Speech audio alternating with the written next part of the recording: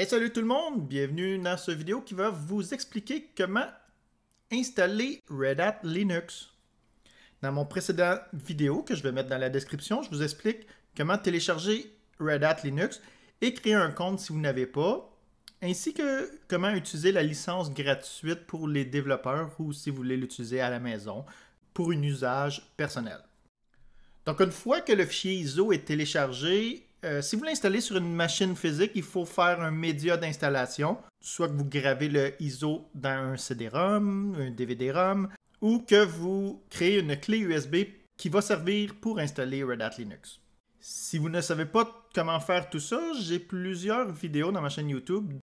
Je vais vous mettre dans la description le lien vers ma liste de lecture Comment installer Linux et vous allez trouver plusieurs vidéos. Par exemple, il y en a un qui explique comment installer Linux de A à Z. Il y en a un autre qui explique juste comment créer une clé USB qui va servir ensuite pour installer Linux. J'ai aussi une vidéo pour vous indiquer comment démarrer sur une média d'installation. Donc, dans le cas où votre ordinateur ne démarre que sur votre disque dur par défaut, même si vous avez inséré un CD ou n'importe quel média d'installation, donc cette vidéo va vous aider à démarrer sur un autre média. Donc, dans cette liste de lecture, tout est là pour vous aider à installer Linux.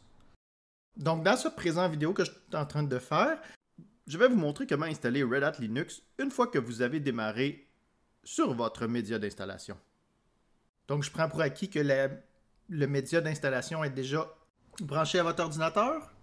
Ou si c'est une machine virtuelle, vous avez mis le fichier ISO comme média d'installation dans la machine virtuelle.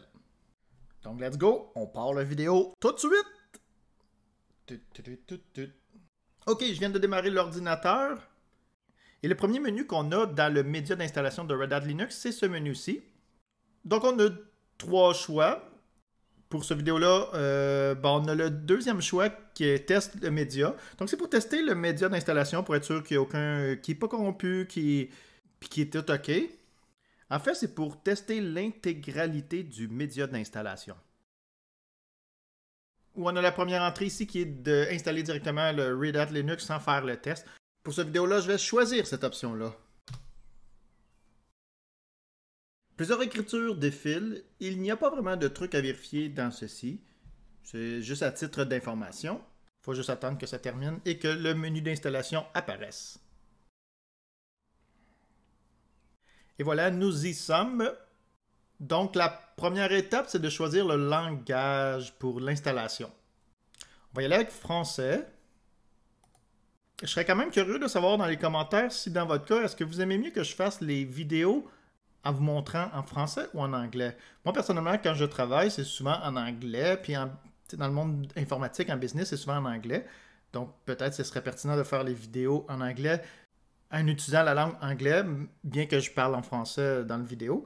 Mais dites-moi quoi vous en pensez dans les commentaires. Mais pour cette vidéo-là, je vais le faire en français. Puis si la demande est là un jour pour refaire la même vidéo, mais avec les écritures en anglais, je le ferai sans aucun problème. Je vais choisir ma région à droite, donc Français-Canada. Ici, on a un menu qui propose plusieurs trucs à configurer. C'est un menu qui existe depuis longtemps dans Red Hat Linux. Si ce n'est pas votre première installation de Red Hat Linux et de tous les clones, ça ne doit pas être perdu.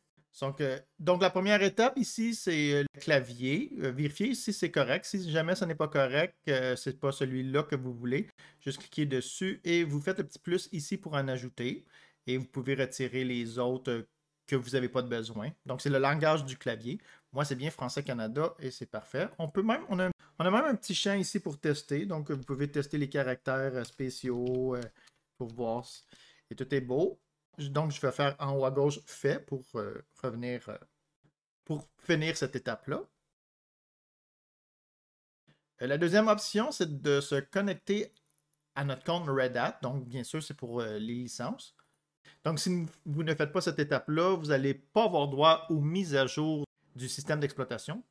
Personnellement, c'est quelque chose de très nécessaire de faire les mises à jour de sécurité surtout. On a deux choix, soit que vous avez un compte Red Hat.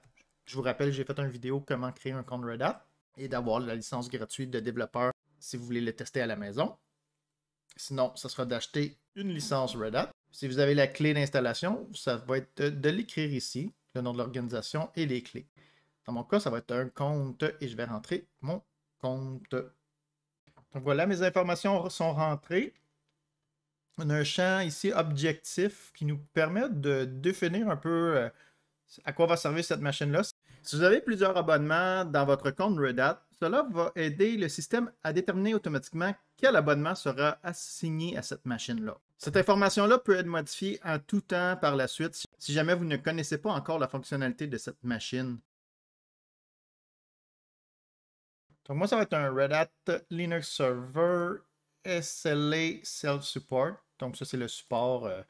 Je n'ai pas besoin de support. Et l'utilisation, dans mon cas, c'est le développement et test.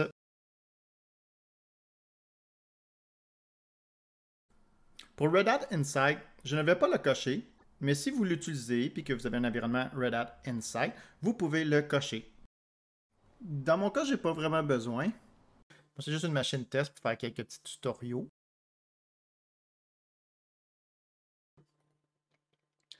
Dans options aussi, ben, si dans votre réseau, vous avez un serveur proxy qu'il faut traverser pour ensuite aller sur Internet, ben, cochez ici pour entrer les informations.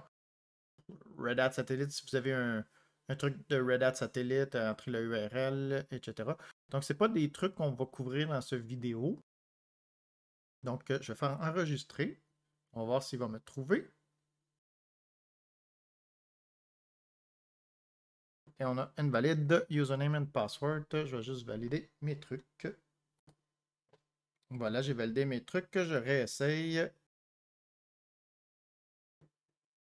ça fonctionne. Donc, j'avais marqué le mauvais mot de passe. Donc, c'est pas très pratique avec un mauvais mot de passe. Donc, on a quelques petites informations qu'on a spécifiées tantôt, un petit résumé. Donc, moi, j'ai terminé cette étape-là. Je vais faire fait. Et on va aller à l'étape suivante. Le partitionnement des disques durs. Donc ici, on voit nos disques durs de notre machine. Moi, dans ma machine test en laboratoire, j'ai un petit serveur de 120 GB seulement. Donc, il est coché, c'est correct. Bon, si vous avez des disques spéciaux, des disques réseau, vous pouvez les ajouter ici. On ne couvre pas ça dans la vidéo là. Ensuite, on peut laisser le partitionnement automatiquement. Donc, l'outil va faire de A à Z le partitionnement. En fait, il va essayer de prendre l'espace libre ou prendre tout l'espace disque du disque dur s'il est vide pour pouvoir installer Red Hat Linux. En fait, si vous installez Red Hat dans une machine virtuelle et que ça va être le seul système d'exploitation, je vous conseille vraiment de faire automatique puis de le laisser gérer tout ça. C'est beaucoup plus simple et rapide à configurer.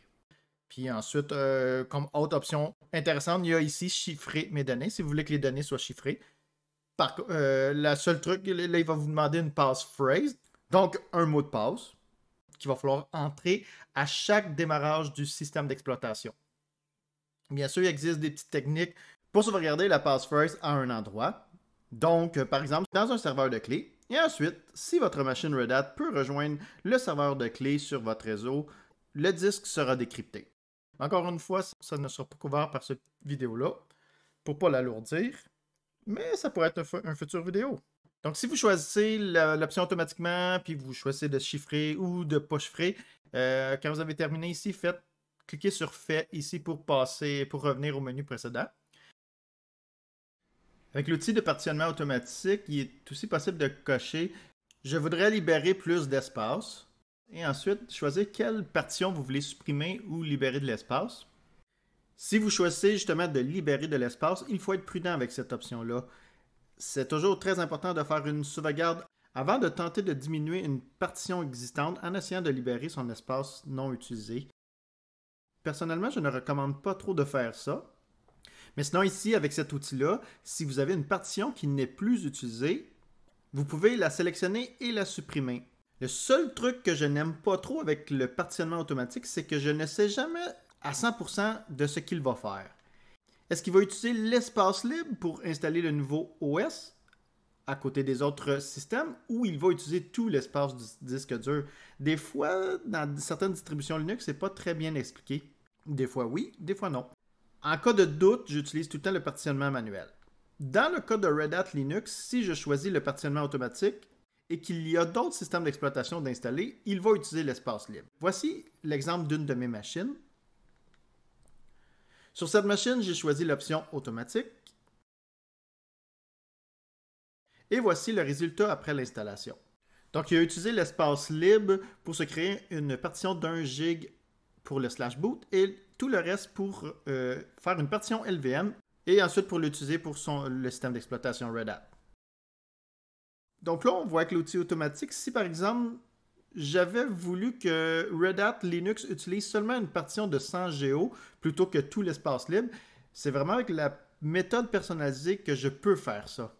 Donc, l'option automatique est très pratique et rapide, mais certaines fois, pour un besoin bien précis, elle n'offre pas ce qu'il nous faut et il faut alors utiliser l'option personnalisée. Voilà, j'espère que j'ai bien expliqué pourquoi des fois utiliser l'option automatique et des fois utiliser l'option personnalisée.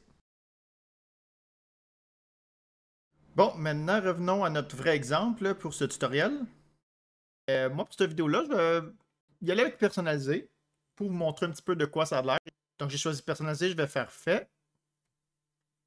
Donc, voici à quoi ressemble le menu pour le partitionnement personnalisé. Dans mon cas ici, c'est un disque dur totalement vide. Il n'y a donc aucun risque de détruire des données existantes sur ce disque dur ou des données importantes.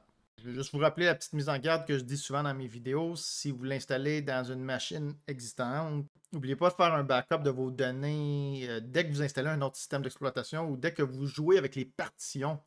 On sait jamais, on n'est jamais à l'abri d'une erreur de manipulation. Par exemple, si on se trompe de partition, puis qu'on formate une mauvaise partition, qu'on formate une partition déjà existante, ou on n'est jamais à l'abri aussi d'un problème technique, on ne sait jamais.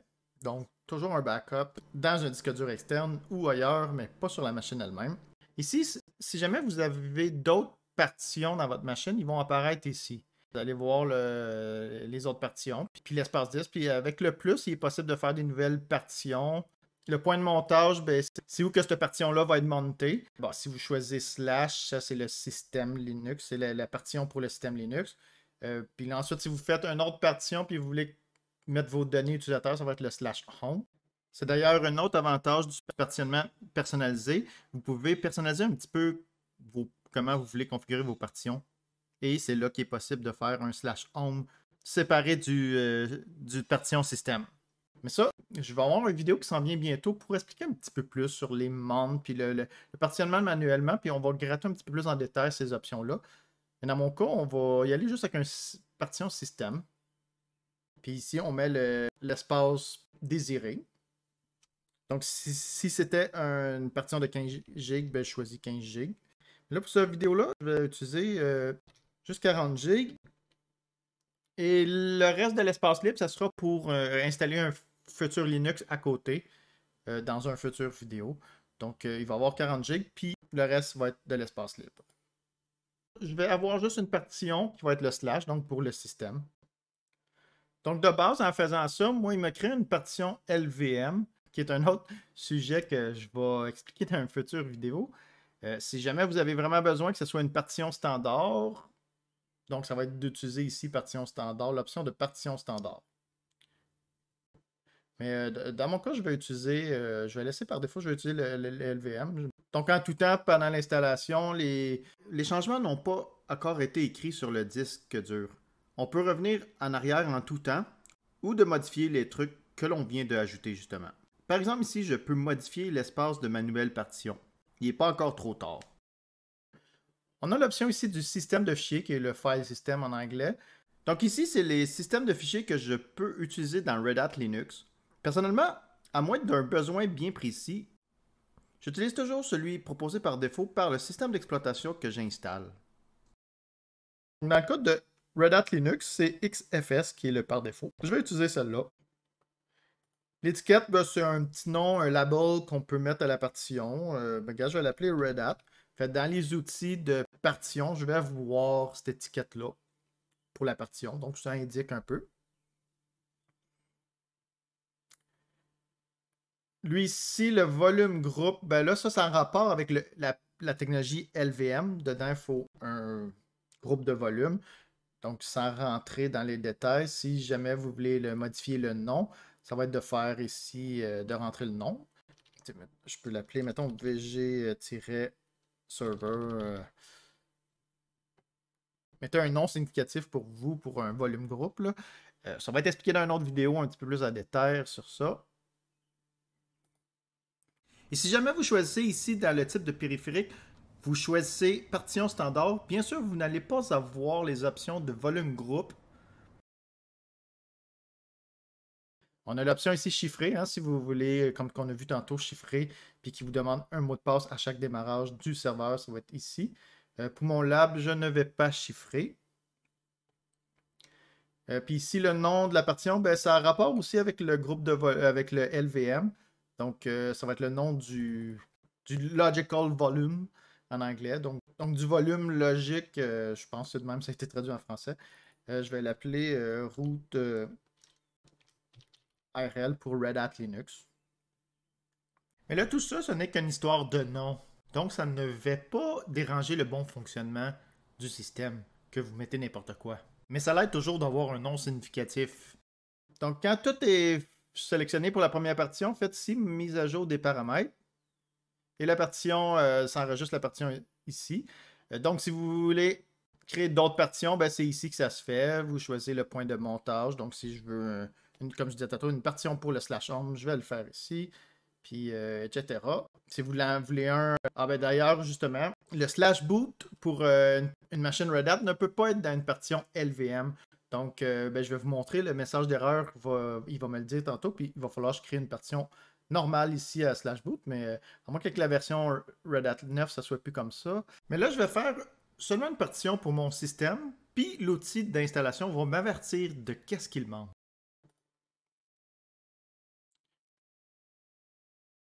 Donc ici, voilà, il dit erreur lors de la vérification. Donc c'est probablement à propos du... Bien sûr, mon système est un système UFI. Donc il faut lui faire une partition pour UFI.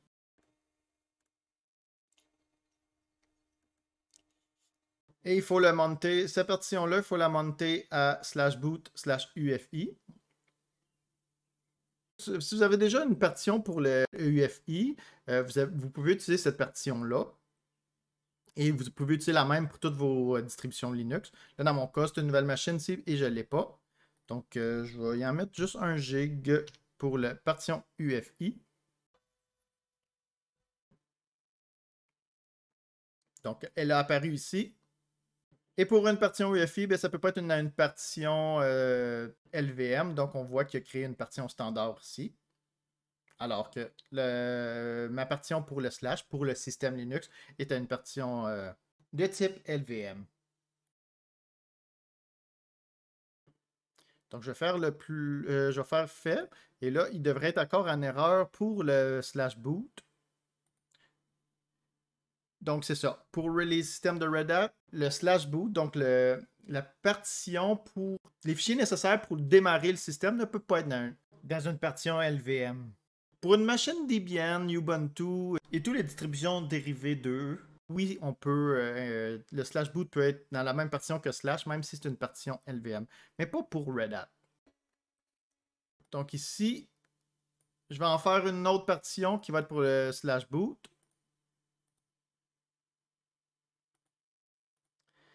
Je vais lui mettre 1 gig.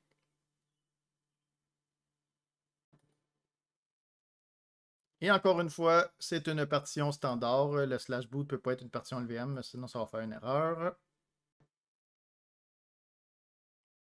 Ici, c'est vrai, les étiquettes tantôt qu'on avait vues. Donc, je pourrais l'appeler boot RL pour Red Hat Linux. Comme ça, dans les outils de partition, je vais savoir un petit peu c'est quoi cette partition-là. Et ici, je vais le marquer pour EFI, qui est ma partition pour le EFI. Là, bien sûr, si vous débutez un Linux, puis si vous l'installez dans une nouvelle machine qui n'a rien installé ou une machine virtuelle, ces étapes-là peut-être l'air très pénibles, mais je vous encourage d'utiliser l'option automatique qui va s'occuper de tout ça, si jamais il n'y a rien. Ça, c'est vraiment dans le cas que vous avez un autre système de, mettons, Windows serait installé, puis il paraît ici, mais de faire attention puis que vous voulez être sûr d'avoir le contrôle de qu'est-ce qui va se passer lors de l'installation, d'utiliser les partitions manuellement. Sinon, c'est une nouvelle machine virtuelle, vous n'avez pas tout à trop de savoir ça. Puis laissez l'outil s'en occuper de A à Z si vous voulez. Si vous vous demandez pourquoi utiliser une partition LVM plutôt que standard, il y a plusieurs avantages avec LVM. Il y a que c'est très facile de lui ajouter de l'espace 10 parce qu'on peut même, par exemple, ajouter de l'espace 10 à partir d'un autre disque dur. Donc, les données d'une partition LVM peuvent être sur plusieurs disques durs. On ajoute un disque dur dans le serveur et on peut l'ajouter à notre partition LVM, entre parenthèses. Donc, il y a plusieurs options intéressantes dans la manipulation des options LVM. Mais en même temps, ça ajoute des options supplémentaires qu'il faut savoir si on manipule la partition LVM. C'est un petit peu difficile à expliquer qu'est-ce que vous devez utiliser sans en faire une vidéo dédiée. Personnellement, ça ne sera pas très grave si vous choisissez LVM ici à l'installation, même si vous ne connaissez pas cette technologie-là. Il faut juste savoir que si un jour vous voulez agrandir cette partition-là, ça ne sera pas juste d'utiliser un gestionnaire de partitions standard et l'agrandir comme on le fait avec des partitions standards. Il faudra aussi agrandir des trucs dans LVM, faire des commandes, ou utiliser un gestionnaire de partitions qui supporte LVM.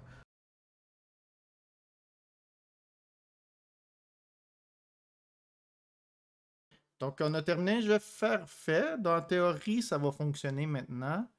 On a une autre erreur. On va l'analyser. Et bien sûr, j'y avais pas pensé. Ça prend une partition swap. Bien que c'est pas nécessaire, c'est pas indispensable, mais moi, j'utilise tout le temps, bien sûr, une partition swap. Donc, pour la swap, c'est quand la mémoire est trop utilisée, les trucs dans la mémoire qui sont le moins utilisés vont être envoyés dans la swap. Bien sûr, la mémoire swap n'égale pas de la mémoire vive parce que la mémoire du disque dur est beaucoup plus lente que la mémoire vive. Donc, si vous mettez une swap de 20 GB, ça ne veut pas dire que vous allez avoir 20 GB de mémoire vive supplémentaire. Et si votre serveur swap beaucoup, donc votre mémoire RAM est très utilisée puis doit envoyer beaucoup de données dans la swap, ça peut faire que le système devient très lent puis même des fois ne répondra plus. Dans mon cas, je vais faire une partition et je vais choisir swap ici. Et je vais lui donner, là, ce petit serveur-là, c'est une petite VM de 2 GB. Je vais donc lui donner 2 GB, mais voici un tableau de recommandation de la documentation de Red Hat Linux. Normalement, j'aurais dû lui assigner 6 GB pour la swap. Et là, voilà, on a toutes nos partitions ici. Si je fais fait, cette fois-ci, il ne devrait plus crier. Et voilà, on a un résumé de tout ce qui va être fait. Donc, encore une fois, si jamais vous avez un autre système d'exploitation déjà installé, je vous encourage à tout réviser les changements qui seront faits. Ligne par ligne, qu'est-ce qu'il va faire? Donc, il va supprimer... Mon disque dur, présentement, il est vide, donc il supprime le format, va créer une table de partition GPT. Si vous ne savez pas c'est quoi la table de partition GPT ou une table de partition MBR, j'ai fait une vidéo sur ça aussi. Je vous invite à aller le consulter. Et là, on voit qu'il crée les partitions. Donc, une première partition standard, une deuxième partition standard, une troisième. Ensuite, la deuxième, il va la formater en XFS, qui va être utilisée pour le /boot. Ensuite, il fait une autre partition, une troisième partition, qui va servir pour le LVM. Il va créer un volume groupe qui s'appelle VG Server. Ensuite, il va créer un volume logique qui va s'appeler root LL. Il va le formater en XFS, etc. Là, il crée une autre partition aussi pour la swap. C'est très bien expliqué, chaque étape. C'est très technique par contre, mais un coup que vous comprenez le langage, c'est très bien expliqué. Puis, une partition swap peut être dans une partition LVM sans problème. Et finalement, on voit ici qu'il crée une autre partition, une dernière partition qui va être pour le EFI System Partition, qui est une partition standard. Voilà. Donc, soit que s'il y a quelque chose de pas correct, soit que vous faites annuler et vous revenez à cette fenêtre-là, ou vous acceptez les modifications pour revenir dans ce magnifique menu qu'on a vu tantôt. Ça, personnellement, c'était la pire étape. Les autres sont beaucoup moins longs.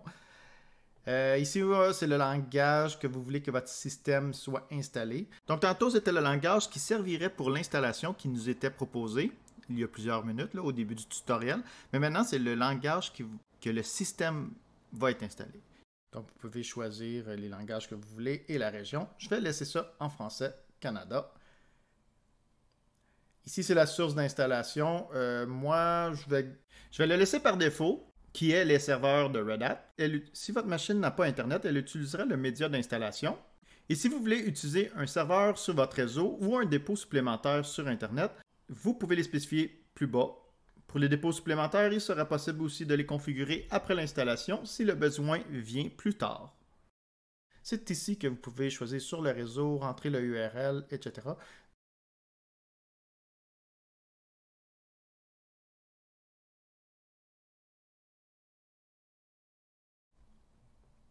KDEMP, on va laisser ça activé. En fait, c'est que quand il arrive un plantage dans votre système, il peut créer des fichiers de diagnostic, en fait, qui contient toute l'information, des trucs qui étaient en mémoire, etc., puis qui pourrait vous aider à diagnostiquer d'un problème. C'est pas vraiment obligatoire pour l'utilisation, mais très pratique pour diagnostiquer des fois des problèmes assez croustillants, assez profonds dans le système Linux, donc peut-être des trucs qui pourraient nous aider. Je vais laisser par défaut. Ici, heure et date, si vous cliquez ici, ben, vous pouvez choisir votre fuseau horaire. Cliquez dans la région que vous habitez, puis il va choisir le fuseau horaire. Dans mon cas, il l'avait déjà trouvé, c'est Toronto, qui est mon fuseau horaire, donc l'heure de l'Est. Sélection des logiciels. On a plusieurs options à gauche. Votre machine Red Hat, en fait, va servir pour quoi? Si c'est un serveur, vous avez deux options. Soit un serveur qui a un GUI, donc une interface graphique pour l'administrer. Moi, personnellement, les serveurs, j'adore que ce soit juste serveur, que ça se configure tout en ligne de commande, puis que je me connecte à un SSH. Ils sont très très légers, ils démarrent rapide, ils prennent pas trop d'espace. Puis dans ce tutoriel-là, c'est cette option-là que je vais choisir. Donc ici, en fait, je vais choisir serveur, mais minimum. Mais il y a un autre truc ici qui est installation minimum, qui est le plus minimum possible. Mais là, je vais y aller avec le serveur ici, sans interface GUI. Si votre poste va servir pour une station de travail, vous pouvez cocher ici.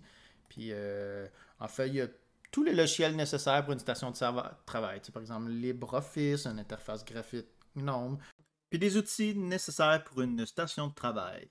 Puis, il y a plein d'options à droite que vous pouvez vérifier qu'est-ce que vous voulez. Par exemple, ici, on a un client pour se connecter à bureau à distance à une autre machine Windows. Des applications couramment utilisées pour l'interface graphique GNOME, puis etc. Donc, moi, dans le serveur, ici aussi, si vous voulez faire un serveur FTP, vous pouvez cocher FTP, puis il va l'installer. Bien sûr, ensuite, il faut le configurer. Un serveur de fichiers Windows, il faut cocher ça ou l'installer plus tard. Donc, moi, je ne vais vraiment rien choisir, puis sur demande, sur des tutoriels, je vais vous montrer un coup qui est installé, comment installer les trucs. Donc, je vais laisser tout par défaut à droite, mais je choisis serveur ici. Et je fais fait pour revenir ici. Ça achève, ça achève. Ici, on a l'option réseau. C'est pour configurer nos interfaces réseau. Dans mon cas, j'ai juste une interface réseau. L'adresse IP a été donnée par un serveur DHCP. Ça fait si jamais vous voulez le configurer statiquement, ça va être ici en cliquant sur configurer. Et vous allez pouvoir venir dans l'onglet paramètres IPv4 et changer la méthode de automatique pour manuel. Et ensuite, entrez l'adresse IP de votre machine que vous voulez, la passerelle par défaut que vous voulez utiliser, et vous pouvez aussi configurer les serveurs DNS. Je vais laisser tout par défaut les options, puis que ce soit le serveur DHCP qui me donne une adresse IP, parce que dans un futur vidéo, je vous montrerai comment configurer une adresse IP statique dans une machine Red Hat Linux déjà installée. Parcourez ici selon vos besoins. Un petit truc bien pratique ici, c'est configurer le nom d'hôte, comment que votre serveur, le host name de votre serveur. Je vais l'appeler ARL serveur 01. Puis si j'en ai d'autres, je ferai ARL-serveur 02. Donc, ne pas oublier de faire appliquer. Et le hostname est configuré. J'ai terminé pour cette étape-là. Je vais faire fait. On va aller voir le profil de sécurité. Personnellement, ici, c'est plus au niveau des certifications de sécurité. C'est assez spécifique. Je n'utilise jamais ces profils-là. Si jamais il y a un besoin au niveau des certifications de vos systèmes, un besoin très précis, je vous invite à aller lire puis à regarder ici puis sélectionner un profil. Mais pour ce tutoriel-là, je vais laisser aucun profil sélectionné. Et les deux dernières étapes, on a le mot de passe de l'administrateur qu'il faut configurer. Donc le fameux mot de passe de root. Root en Linux, c'est le big boss. L'utilisateur ayant le plus de droits. Donc, entrez ici un bon mot de passe sécuritaire. Dans mon lab, là, je vais utiliser juste un petit mot de passe parce que quand je fais mes labs, rapidement, j'utilise juste. Faites jamais ça en production. Il y a un moyen de verrouiller aussi pour pas que le compte root soit utilisé, puis d'utiliser par exemple sudo. Dans mon cas, je vais laisser ça avec root ici. Puis, il serait possible aussi que les gens puissent se connecter par SSH au compte root. Tout ça, dans mes machines de production, je ne le fais jamais. Je me connecte à un autre utilisateur et ensuite, si j'ai à devenir root, je fais les commandes nécessaires pour devenir root. Donc ici, il y a une petite erreur parce qu'il me prévient que j'ai été niaiseux d'utiliser un mot de passe très facile. Est-ce que je veux vraiment être sûr? Ben oui, je vais être sûr. Je vais continuer à utiliser ce petit mot de passe très insécure.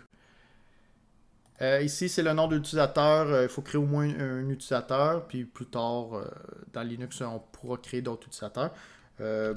Écrire un nom de votre utilisateur. Là, mais moi, dans mes labs, je fais tout le temps user1. Si vous voulez que cet utilisateur-là soit administrateur, donc ça, c'est pour pouvoir utiliser les commandes sudo. Vous cochez ici. Donc, je vais le cocher, donc je vais pouvoir utiliser sudo avec mon utilisateur ici. Donc, en fait, pour ceux qui ne connaissent pas sudo, quand vous voulez lancer une commande avec les droits d'administrateur, ben, il faut mettre devant sudo, et là, ça va demander le mot de passe de votre utilisateur ici, pour confirmer que c'est bien vous. Et la commande va s'exécuter avec les droits d'administrateur. Sinon, si vous ne cochez pas ça, ben, il faut faire des commandes pour devenir root et ensuite lancer la commande. Je vais mettre un autre mot de passe extrêmement sécuritaire, encore une fois. Il y a des petites options ici avancées. Si vous devez changer le UID de votre utilisateur, c'est ici vous le faites. Les groupes, si vous avez des groupes précis, vous faites virgule, vous écrivez le nom de groupe. C'est un genre de sujet qui mérite une vidéo dédiée. Donc moi, je vais le laisser par défaut, tout par défaut. Ici, on voit le groupe well. Quand un utilisateur peut utiliser sudo, ben, il est dans le groupe well. Donc je vais faire fait. Encore une fois, il va me prévenir est-ce que c'est correct de ne pas utiliser un mot de passe super secure. Et let's go, on part l'installation avec commencer l'installation. Yay! Donc ici, dépendamment des programmes que vous avez choisi d'installer, mais aussi dépendamment de votre ordinateur et de la vitesse des disques durs, l'installation va prendre soit quelques minutes à plusieurs minutes.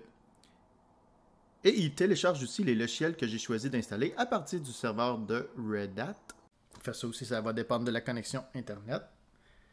Je vous mets la vidéo en accéléré et je vous reviens quand il sera installé, quand Red Hat Linux sera installé. À bientôt.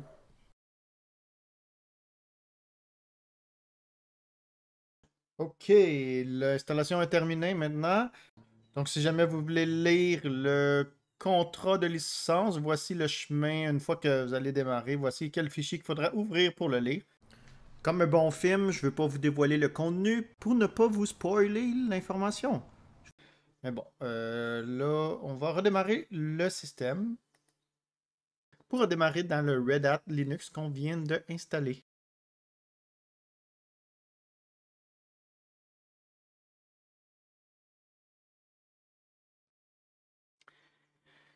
Et voilà, le système est démarré. Donc, vu que j'avais choisi tantôt un serveur sans interface graphique, c'est pour ça que j'ai pas d'interface graphique pour gérer mon serveur Red Hat Linux. Donc, soit que je me connecte directement ici, je rentre l'utilisateur, soit user1 ou root. Mais là, je vais y aller avec user1, je rentre son mot de passe et ensuite, je peux lancer les commandes. Ou soit que je me connecte à SSH. Mettons, je vais écrire IPAD pour avoir son adresse IP. On voit ici que c'est 10.0.0.134. Donc, à partir d'une autre machine Linux, je vais me connecter en SSH à cette adresse IP-là. La syntaxe pour se connecter en SSH, c'est SSH, le nom de l'utilisateur, à commercial, l'adresse IP de la machine. Donc, je vais faire Enter. Donc, la première fois qu'on se connecte en SSH à une machine, il nous demande d'autoriser son certificat. Je vais faire oui. Donc, je rentre mon super mot de passe que j'ai mis tantôt et je suis connecté à mon serveur Red Hat Linux, mais par SSH. Pourquoi j'aime beaucoup me connecter à SSH? Parce qu'après, je peux faire des copier-coller. Souvent, moi, la manière que je fonctionne, ben, je fais tous mes tests dans un environnement test. Je me fais une documentation de tout ce que j'ai fait et je rentre les commandes dedans. Et ensuite, quand je le mets en production, ben, je fais juste copier-coller, copier-coller, copier-coller et la mise en production est faite. Donc, tellement pratique. Donc, ici, on a un petit message. Si on veut activer la console web, ben, il faut faire cette commande-là. Donc, la console web, ben, c'est avec la technologie, le programme, il s'appelle Cockpit. Donc, ben, ça sera couvert par une autre vidéo, comment administrer une Red Hat Linux avec l'interface web. Donc là, je vais aller faire un petit tour sur le site de Red Hat, dans mon compte, dans la page de gestion de licences et de mes systèmes. On va aller faire un petit tour pour voir si ma machine a apparu dans mon compte Red Hat. Voici l'adresse du portail de management de la gestion pour notre compte Red Hat. Donc l'adresse est ici, access.redhat.com/management. Et c'est ici que vous voyez vos abonnements, mais c'est ici aussi que vous voyez vos systèmes qui sont enregistrés. Cliquez ici sur l'onglet Système. On voit ma machine. Là, il l'a appelé localhost plutôt que le hostname que j'ai spécifié. Je peux le renommer ici. Ce qui arrive, c'est que lorsque j'ai enregistré la machine, je n'avais pas encore spécifié le hostname de ma machine. Donc, il s'appelait par défaut localhost. Donc, lorsque vous installez Red Hat, peut-être spécifier le hostname dans la section réseau et ensuite enregistrer la machine. Donc, ensuite, la machine aurait le bon nom dans la console de mon compte Red Hat. Donc, il ne serait pas nécessaire de venir le modifier ici dans la page Internet. Dernière petite affaire, ben, on va faire les mises à jour de notre serveur Red Hat. Donc, soit que, comme j'ai dit tantôt, si on veut lancer une commande avec les droits d'administrateur, j'ajoute sudo devant. Et la commande pour faire les mises à jour sur une Red Hat, c'est dnf update. Donc, il me demande le mot de passe de mon utilisateur user1 pour être sûr que c'est bien moi. Et voilà, les mises à jour vont se faire.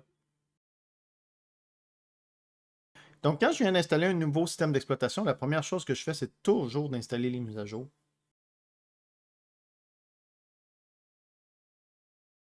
Et là, ben, il n'y avait rien à faire parce que pendant l'installation, il s'est occupé d'aller chercher les mises à jour des nouvelles versions. Donc, il n'y avait rien à faire, mais sinon, il nous aurait spécifié les mises à jour qui peuvent être faites.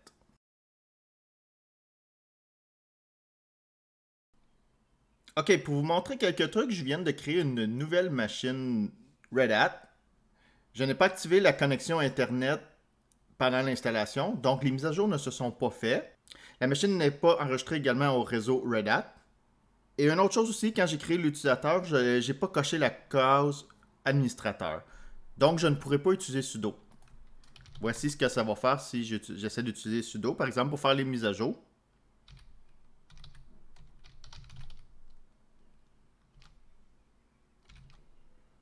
Ça dit que user1 n'apparaît pas dans le fichier sudo1, un incident sera signalé. Donc, si vous voulez que cet utilisateur-là puisse utiliser sudo, il faut l'ajouter dans le groupe well qu'on a vu tantôt. Je ferai une vidéo dédiée à ça dans le futur. Donc, mettons que sudo n'est pas configuré. Voici l'autre méthode pour lancer des commandes avec les droits d'administrateur. Il faut se connecter en root. Donc, pour changer d'utilisateur, c'est avec la commande su moins et le nom d'utilisateur. Mais si on ne spécifie rien, ça va être automatiquement en root qui va être choisi. Donc, je vais juste faire su moins, su espace moins. Je rentre le mot de passe de mon utilisateur root. Et voilà, je suis connecté en root. Donc, je vais pouvoir faire les commandes qui nécessitent des droits d'administrateur, mais Mais cette fois-ci, vu que je suis avec root, je ne suis pas obligé de faire sudo devant la commande. Donc, mettons, pour faire les mises à jour, j'ai juste à faire dnf update.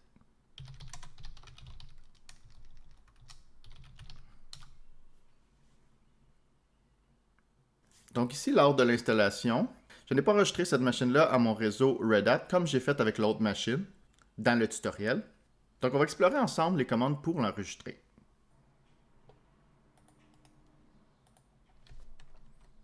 Donc voici la commande pour enregistrer la machine. Donc là, il me demande le nom d'utilisateur. Je vais mettre le même nom d'utilisateur que j'ai utilisé lors de l'installation, qui est mon nom d'utilisateur de mon compte Red Hat pour me connecter à mon compte Red Hat sur le site de Red Hat. Ça fait beaucoup de Red Hat tout ça. Et je vais utiliser le même mot de passe. Et je fais Enter.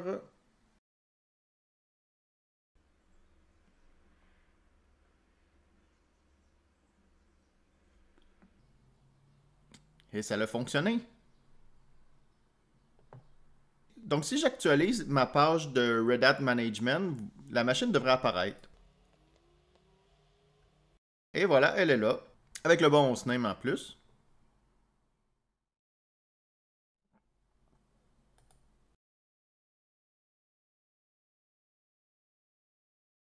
Ok, maintenant que j'ai enregistré la machine à mon compte Red Hat, je vais pouvoir faire les mises à jour.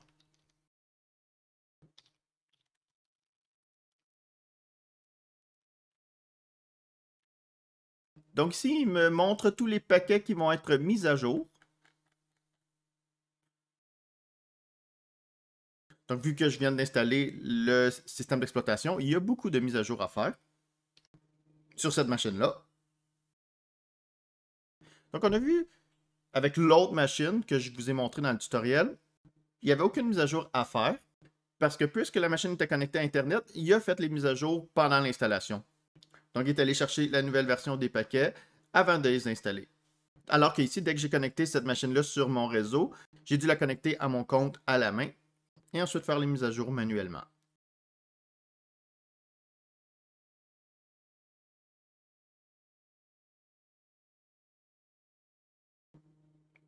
Bon, avant d'installer les mises à jour, il me demande si je veux autoriser cette clé GPG de ce dépôt-là. Donc, je vais faire oui. Il y a un autre dépôt aussi.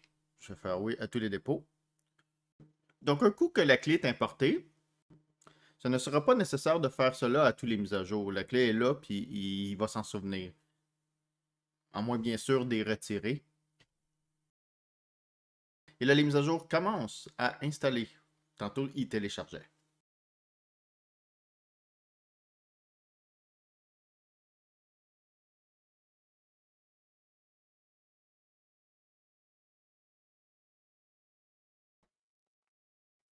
OK, la mise à jour est terminée. Donc maintenant, si on veut utiliser la nouvelle version du kernel qui a été installée suite à la mise à jour, il faut redémarrer le système. Donc ça va se faire avec la commande reboot. Et là, le serveur va redémarrer. Et voilà, je lui ai laissé quelques minutes. Je vais maintenant me reconnecter par SSH à ce serveur. Ok, oui, c'est vrai, la connexion réseau de mon serveur n'est pas activée. Je vais vous expliquer pourquoi. Mais avant, je vais aller sur le serveur. Donc, lorsque je l'ai installé, ce serveur-là n'était pas connecté à mon réseau. Donc, dans sa config réseau, il n'a pas coché pour que l'interface soit activée à chaque démarrage du système. Donc, je vais vous montrer comment l'activer. Donc, je vais me connecter avec mon utilisateur et je vais faire la commande ipadd pour voir sa configuration réseau. On voit dans mon interface ici qu'il n'y a pas d'adresse IP. Donc, on va y aller avec un petit outil graphique, en ligne de commande, mais qui est un petit peu graphique. C'est la commande nm2i. Il y a deux choses qu'il faut faire si jamais vous êtes dans la même situation que moi, que vous avez installé votre serveur sans connexion réseau, et là, quand vous le branchez, la connexion réseau ne fonctionne pas. Donc la première, c'est d'activer la connexion. Donc j'ai fait Enter. Ici, je vois toutes mes interfaces réseau. Je vais choisir, dans mon cas, j'en ai juste une. Je vais choisir la ENS18. Et je vais faire, avec la touche Tab, je suis allé dans la colonne de droite et je vais faire Enter pour activer. Donc la petite étoile ici m'indique qu'elle est activée. Si je veux la désactiver, j'ai juste à refaire Enter. Donc je vais appuyer à nouveau sur la touche Tab pour venir ici, sur Retour, et je vais faire Enter. Et là, ma connexion est activée et je pourrais me connecter à SSH. Par contre, je vais devoir faire ça à tous les démarrages du serveur. Il y a quand même un moyen de configurer pour que la connexion s'active automatiquement à chaque démarrage du serveur. Et on va venir ici dans l'option Modifier une connexion. Encore une fois, mes interfaces réseau sont montrées. Je vais choisir ENS18. Je vais faire la touche Tab pour, dans ce cas-ci, choisir Modifier. Donc, pour modifier mon interface réseau existante. Et on a quelques options ici. Et celle qui nous intéresse, je vais descendre jusqu'à elle, c'est Connecter automatiquement. Je vais appuyer sur la touche Espace pour y mettre un X, qui veut dire que cette case-là est cochée. Et maintenant, à chaque démarrage, la connexion va se connecter automatiquement. J'appuie plusieurs fois sur la touche Tab pour venir à valider. Et un coup que tout ça est terminé, je vais cliquer sur Retour et quitter. Donc, je vais confirmer. Je vais faire IP-add. Pardon. Ça va aller mieux en 2 mots. Et on voit que j'ai une adresse IP.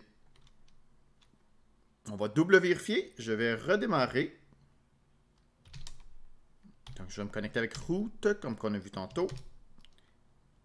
Et je redémarre.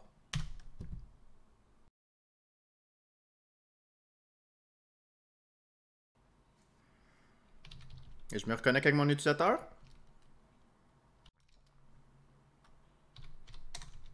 Et si je fais cette fois-ci IP-add, j'ai une adresse IP. Donc l'interface est activée automatiquement au démarrage, comme voulu. Je retourne sur ma machine qui voulait se connecter à un SSH à ce serveur-là. Et voilà, ça fonctionne. Donc je rentre mon mot de passe et je suis connecté. Ici, cette fois, je réessaie de refaire les mises à jour. En théorie, il n'y en aura pas parce que je viens de les faire. À moins que dans la dernière minute, des mises à jour ont sorti. Mais voilà, aucune mise à jour.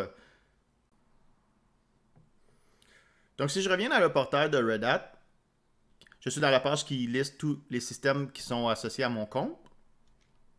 On voit encore que le premier serveur que j'ai installé s'appelle localhost ici. Donc, je vais cliquer dessus.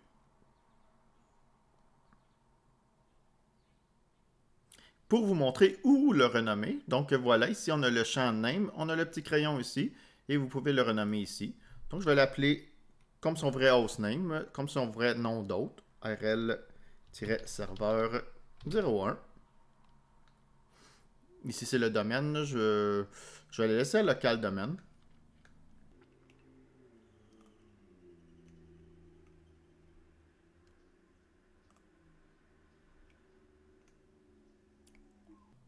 Donc voilà, mes 2 machines sont là avec leur bon nom. Dans la colonne Aura Data ici, on voit lorsque des mises à jour sont disponibles. Donc dans mon cas, ARL-serveur 02 n'a pas été... je viens de faire les mises à jour, mais n'a pas envoyé son statut à mon compte Red Hat. Donc il m'inscrit encore que des mises à jour à faire. Dans le courant de la journée, ça devrait indiquer qu'il n'y a plus de mises à jour à faire. Il existe aussi une commande qui est possible de faire sur notre serveur Red Hat pour forcer la mise à jour avec mon compte Red Hat. Si jamais je suis impatient et que je tiens à tout prix que cette console-là soit toute clean, indiquant que toutes mes machines sont à jour, je peux forcer la mise à jour. Donc je pense que ça va être tout pour cette vidéo-là. Je vous invite à surveiller ma chaîne YouTube, mais aussi à aller vérifier ma liste de lecture à propos de Red Hat. J'ajouterai des vidéos concernant Red Hat dedans. Donc si vous avez des petits soucis ou des questions à propos de Red Hat, ou vous voulez savoir comment installer certains trucs, configurer certains trucs, peut-être que les réponses s'y trouvera. Sinon, n'hésitez pas à écrire dans les commentaires. Et je verrai peut-être à faire une vidéo à propos de la question demandée. Donc, je vous souhaite une bonne fin de journée. Au revoir, là.